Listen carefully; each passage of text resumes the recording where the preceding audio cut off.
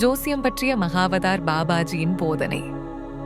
ஒரு நாள் ஒரு சீடன் பாபாஜியின் முன் வந்து கேட்டான், பாபாஜி, பலர் ஜோசியம் பார்க்கிறார்கள். எனக்கும் சில நேரம் மனதில் பயம் வருகிறது. என் எதிர்காலம் எப்படி இருக்கும்? ஜோசியம் உண்மையா? பாபாஜி சிரித்து சொன்னார், மகனே, ஜோசியம் என்பது மனத்தின் நிழல் மாதிரி. அது நம் செயல், எண்ணம், நம்பிக்கை இவற்றின் பிரதிபலிப்பு. அது வாழ்க்கையை தீர்மானிப்பதில்லை, நீயே உன் வாழ்க்கையை தீர்மானிப்பவன். அவர் தொடர்ந்தார், மனிதன் பிறந்த கணமே அவனது கர்மத்தின் பாதை எழுதப்பட்டிருக்கும். ஆனா அவன் தியானம், நன்மை, அன்பு மூலம் அதை மாற்றக்கூடியவன். ஜோசியம் சொல்லும் ஒரு பாதை மட்டுமே, ஆனா உன் சிந்தனை சொல்லும் பாதை வேறுபடும்.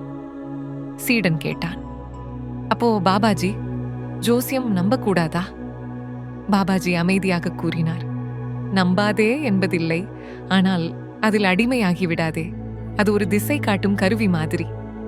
ஆனா ஓட்டம் உன் கையில்தான் இருக்கிறது.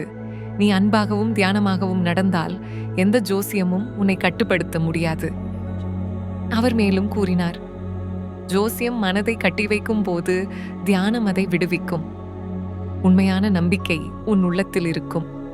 அது பாபாஜியின் குரலாக உன்னை வழிநடத்தும். முடிவில் பாபாஜி சொன்னார், எதிர்காலம் பற்றிய பயத்தை விடு. இப்போதைய தருணத்தில் அன்புடன் வாழு. அப்போதுதான் கடவுளின் திட்டம் உன்னுள் வெளிப்படும். அது ஜோசியத்தையும் தாண்டி இருக்கும் உண்மையான ஆன்மீக விதி.